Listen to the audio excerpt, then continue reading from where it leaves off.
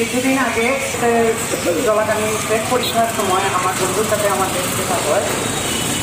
ফয়সল রেজা আপনারা সবাই চিনবেন, উনি হচ্ছে জাফলংয়ের একটি যখন বাড়ি ফিরে যায় তখন 5 তারিখ রাতে একটু 20 মিনিটের জন্য সে যখন বের হয়ে যায় ঘর থেকে, রাস্তা থেকে ঘুরে দাঁড়িয়ে অপেক্ষা করছে। কোনো টিচার নাই যারা দুঃখ প্রকাশ করেন নাই। তার মতো একটি স্টুডেন্ট এবং একটি ভাই, একটি ছেলে এবং একটি বন্ধু হারিয়ে আমি অত্যন্তভাবে সুখ প্রকাশ করছি। আমরা অনুষ্ঠান চলবে, আপনারা শান্তি শৃঙ্খলা বজায় রেখে অনুষ্ঠানে উপস্থিত থাকবেন, আমাদেরকে সময় দিবেন। আমরা বিশ্বাস করি কথা বলতে বোঝাচ্ছি না, নিয়মিতভাবে একটি মহামারী আকারে একটি প্রাচুর্য হিসাবে আজকে আমাদের মধ্যে আজকে এখানে দাঁড়িয়েছি। আজকে অত্যন্ত গুরুত্বপূর্ণ খবর সূত্র কয়েকদিন আগে একবারে আমাদের সুপরিচিত করে রাস্তাঘাটে শ্রমিক ভাইদেরকে নিয়ে পরিবহন সেক্টরে একটি সুন্দর শৃঙ্খলা ফিরিয়ে আনার জন্য আমরা যে কাজ করে যাচ্ছি, আমাদের সেই আন্দোলন নিরাপদ সড়ক বাস্তবায়ন করতে সক্ষম হব। সকলকে আজকের এই অনুষ্ঠানে আবারও উপস্থিত হওয়ার জন্য ধন্যবাদ জানিয়ে আপনার বক্তব্য শেষ করছি।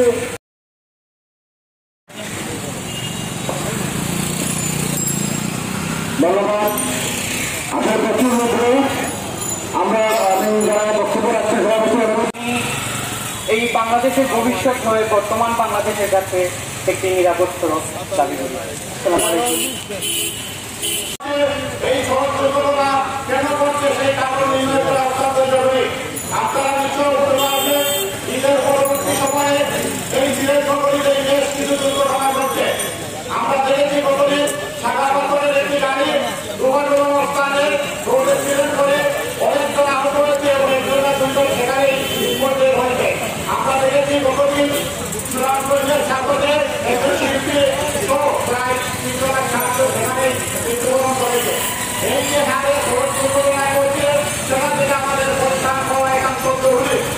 আমরা নিরাপদ অবস্থায় দীর্ঘদিন ধরে রোডে কাজ করে যাচ্ছি। আপনারা জানেন 93 থেকে আজ অবধি আমাদের কার্যক্রম অব্যাহত রয়েছে।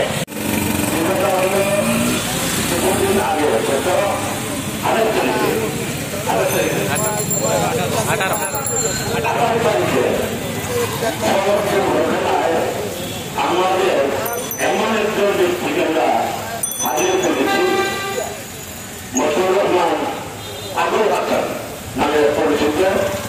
দেশে বিদেশে তার নিজের লেখা কণ্ঠে প্রকাশ করা অনেক গানেই যে গানটাই গেছে সে গানটাই মাঝে এটা আমাদের সৃষ্টিকারী একজন অবশ্যই আমাদের হারিয়ে ফেলেছি। আসলে খুবই কষ্ট লাগে।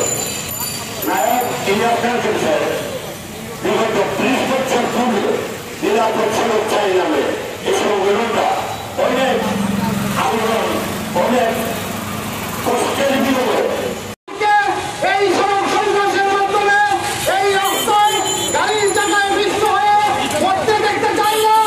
আমরা প্রশাসনের প্রতি আকর্ষণ করবো। আমরা দেখেছি সম্প্রতি সারা বাংলাদেশে সিলেট বিভাগের সড়ক দুর্ঘটনা অনেক বেড়েছে, কিন্তু আপনারা নীরব। কেন নীরব?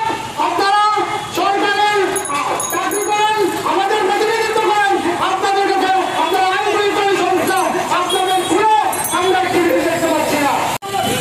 এবং এই সড়ককে নিরাপদ করতে আপনাদের উপর অর্পিত যে দায়িত্ব, সে দায়িত্ব ভালোভাবে পালন করুন। প্রয়োজনে আমাদের সহযোগিতা লাগলে আমরা সহযোগিতা করব। তারপর আমাদের একটি মানুষ আন্তর্জাতিক স্বেচ্ছাসেবী সংগঠন নিরাপদ সুরক্ষা হিসেবে জেলা শাখার উদ্যোগে আহ্বায়ক নিরাপদ সুরক্ষা হিসেবে জেলা শাখা কেন্দ্রীয় কমিটির কমিটি সংগঠন এখানে উপস্থিত থাকবেন, আমাদেরকে সময় দিবেন। আমরা বিশ্বাস করি করে রাস্তাঘাটে শ্রমিক ভাইদেরকে নিয়ে পরিবহন কোনো টিচার নাই যারা দুঃখ প্রকাশ করেন নাই।